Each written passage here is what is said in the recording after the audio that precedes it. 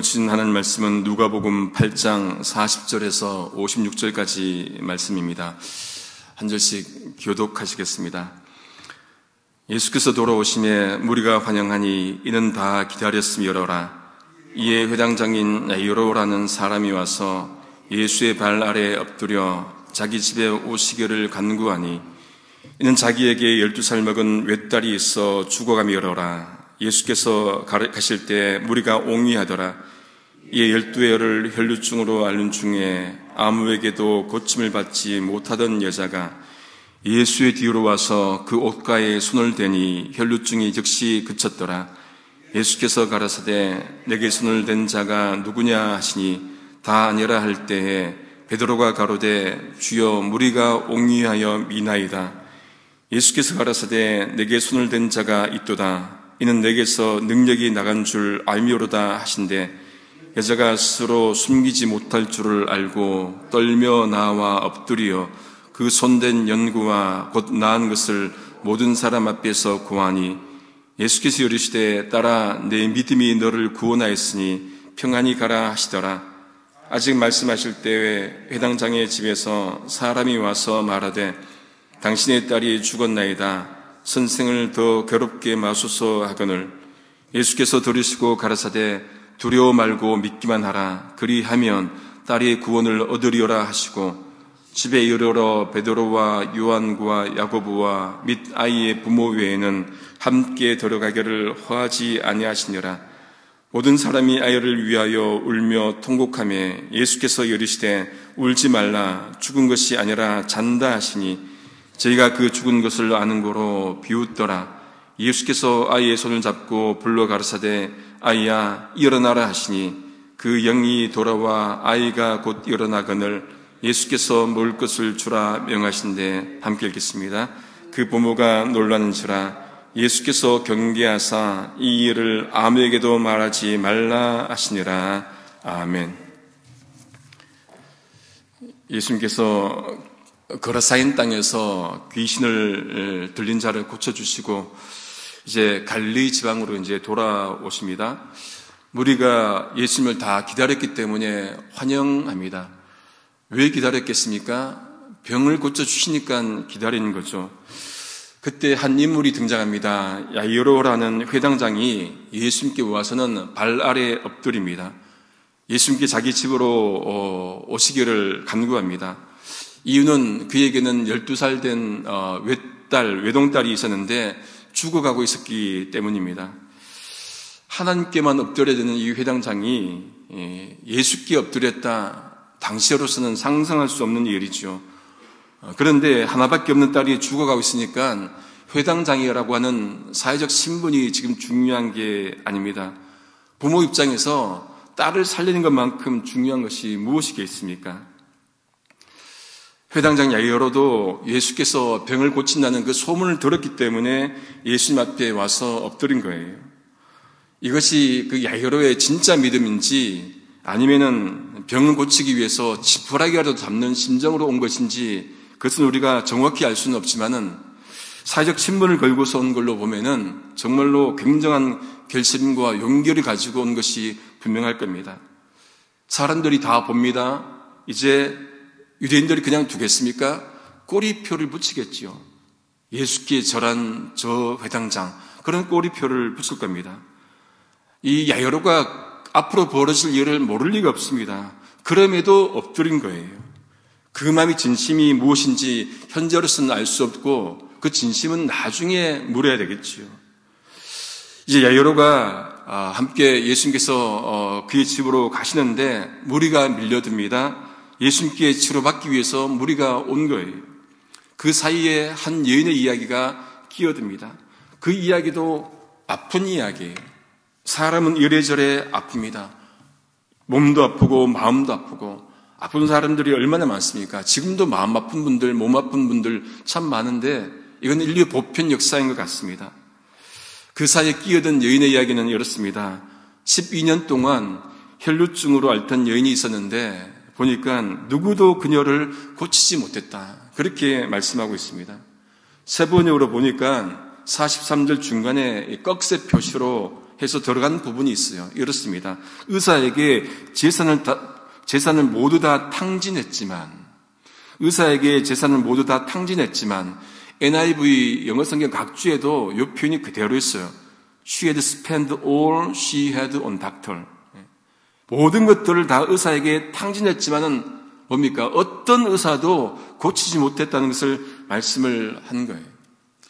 그런 말 있잖아요. 3년 병이면은 집안이 무너진다. 그런 말이 있는데 12년 동안 그랬으니까 집안이 어떻겠습니까? 얼마나 힘겨운 인생을 살았겠습니까?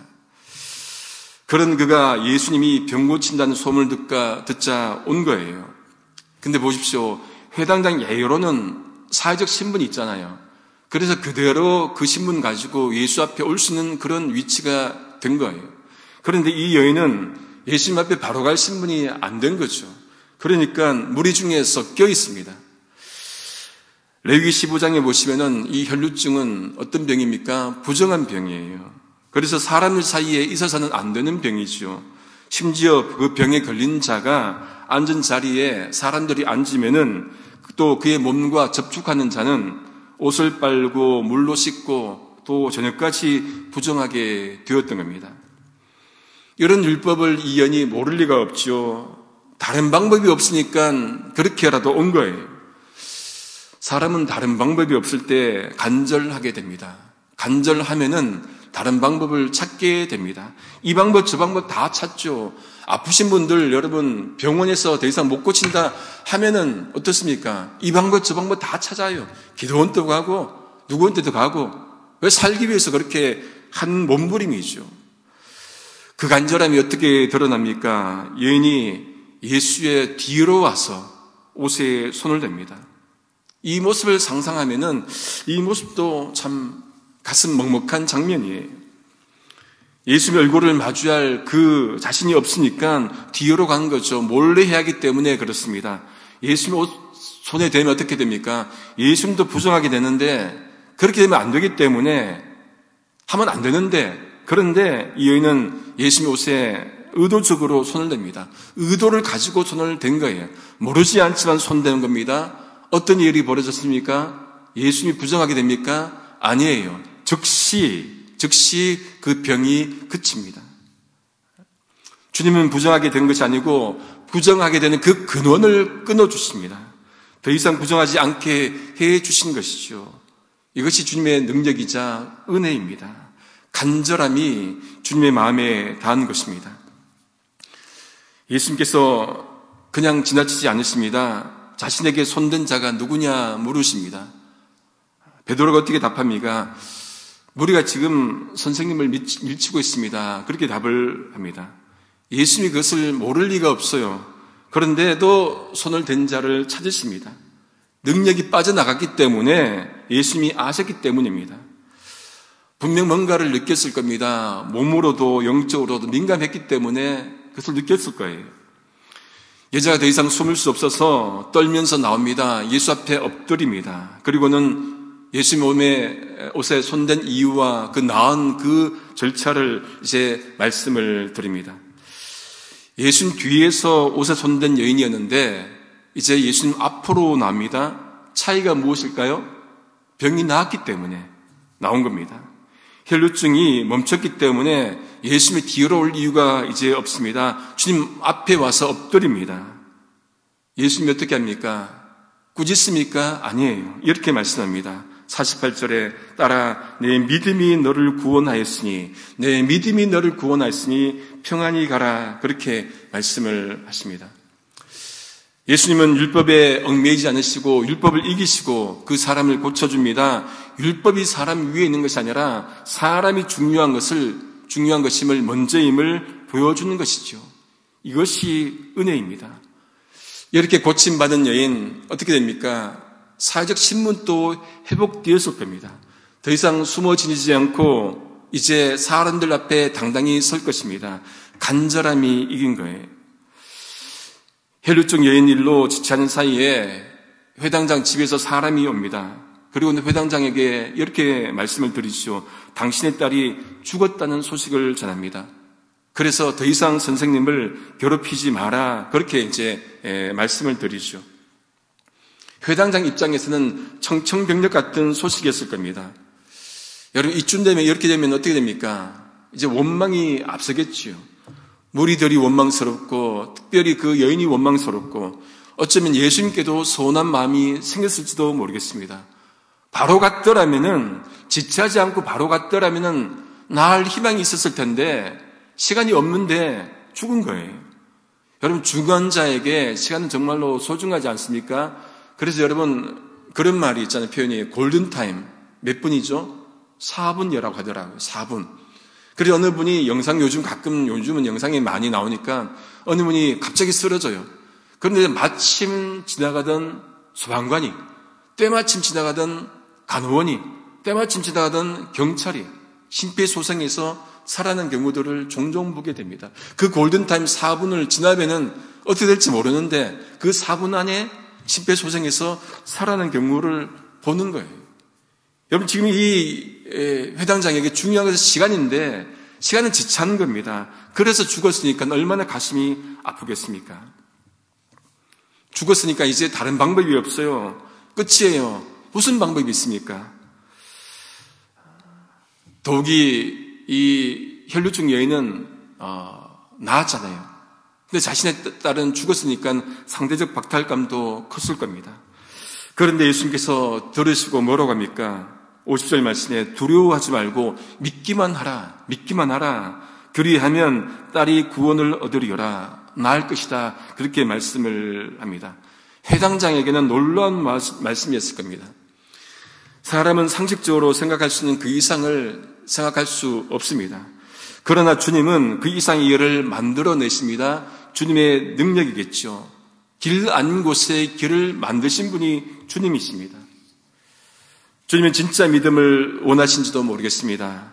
처음 야이로가 주님 앞에 왔을 때 그 믿음이 진짜인지 아닌지 몰랐다고 말씀을 드렸습니다. 그런데 죽고 난 다음 야이로에게 진짜 믿음을 원한 거예요. 우리도 정말로 이 땅 살아갈 때 진짜 믿음 가지고 살 수 있기를 소망합니다. 그 집에 가서는 어떻게 합니까? 베드로, 야고보, 요한 그 부모 외에는 들어오기를 허락하지 않습니다. 모든 사람이 아이의 죽음 때문에 슬퍼하는데 예수께서 뭐라고 말씀합니까? 울지 마라. 아이가 죽은 것이 아니라 잔다 합니다. 너무나 황당한 말씀이지요. 무슨 소리입니까? 여러분, 죽은 것과 자는 것 구분 못합니까? 구분하지요. 누구나 구분할 수 있습니다. 근데 아이가 잔다는 거예요. 그랬더니 사람들이 어떤 반응을 보입니까? 비웃잖아요. 비웃어요. 상식에 맞지 않으니까 예수님을 비웃습니다. 그러나 주님은 그 상식을 넘어선 사건을 만드십니다. 눈으로 보여줍니다. 예수께서 어떻게 말씀합니까? 아이의 손 잡고 일어나라. 마가복음 5장 41절에는 우리가 잘 아는 말씀 달리다쿰 그렇게 번역하고 있습니다. 여러분, 예수께서 이렇게 말씀하셨으면은 아이가 일어나야 합니다. 아이가 살아나지 못하면은 그러면은 예수님을 비웃었던 이들이 더 비웃겠지요. 그러면 예수의 사역은 실패입니다. 누가 예수를 믿겠습니까?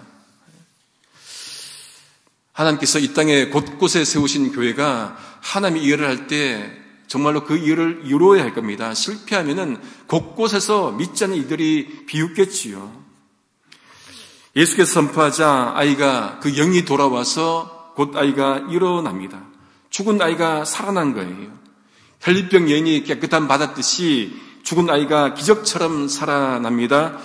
누가 가장 기뻤겠습니까? 회당장 야이로 아버지가 가장 기뻤을 겁니다. 위로를 받을 것입니다.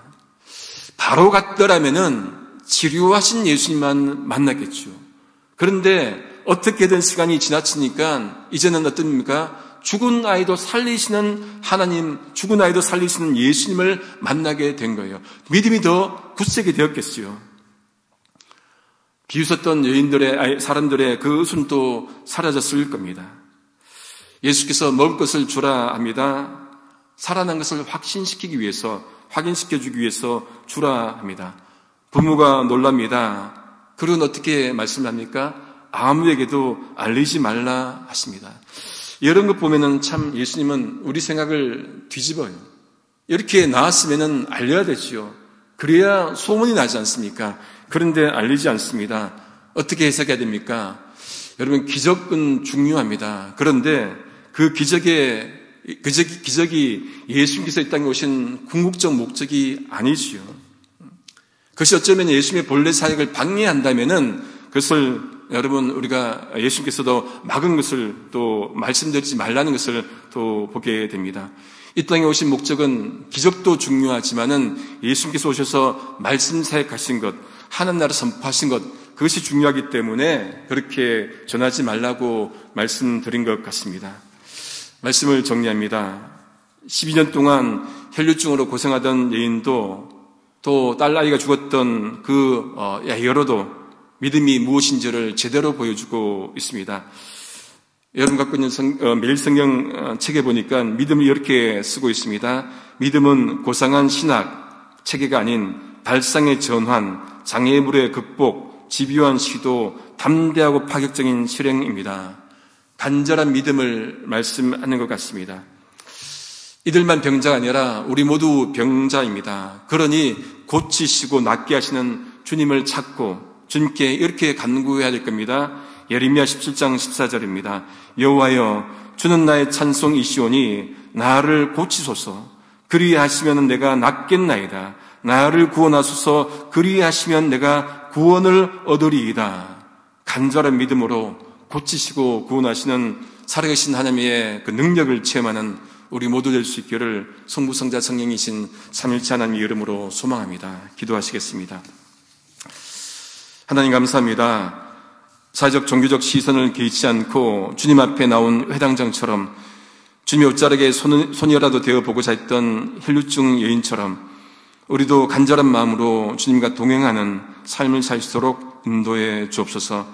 교회 아프신 분들이 치료하시고 생명 살리시는 주님의 능력을 믿으며 살아가게 하셔서 하나님의 능력으로 회복되는 놀라운 역사도 허락하여 주시옵소서. 저에게 날마다 신실한 믿음 더하여 주실 믿으며 생명의 주관자 되시는 예수님의 이름으로 기도드립니다. 아멘.